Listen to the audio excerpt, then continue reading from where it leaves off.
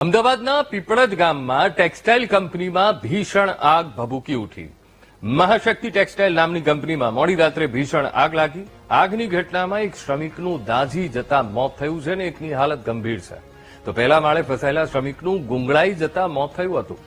કંપનીમાં આગ લાગતા પહેલા માળે 2 શ્રમિકો ફસાયા હતા અને શ્રમિકના મોતને લઈને પરિવારમાં શોકનો માહોલ છે।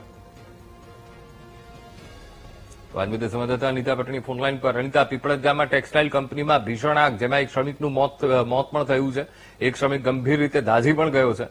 હાલ શું મામલો અને શું કાર્યવાહી થઈ રહી છે, અનિતા?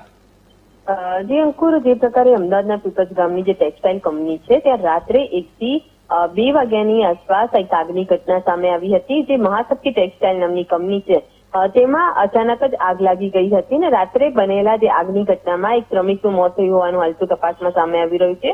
આ જે શ્રમિક છે 24 વર્ષીય નરસિંહ ભિલ્લાલ હતો, જે પોતે ફેક્ટરીમાં જે ટેક્સટાઇલની ત્યાં હાજર હતો। એ દરમિયાન અચાનક જ આગ લાગતા આગના કારણે પહેલા માળે આ શ્રમિક જે ફસાયેલો હતો અને આગના ધુમાડામાં ગુંગળાઈ જતા તેનું મોત થયું હોવાનું સામે આવ્યું હતું। આ ઘટનામાં વધુ એક શ્રમિક પણ ઇજાગ્રસ્ત થતા હાલ તો તેને સારવાર માટે હોસ્પિટલ ખસેડવામાં આવ્યો છે। જ્યારે મોડી રાત્રે લાગેલી આગ બાદ ફાયર બ્રિગેડના 6 થી વધુ વાહનો દ્વારા આગને કાબુ મેળવવામાં આવ્યો છે।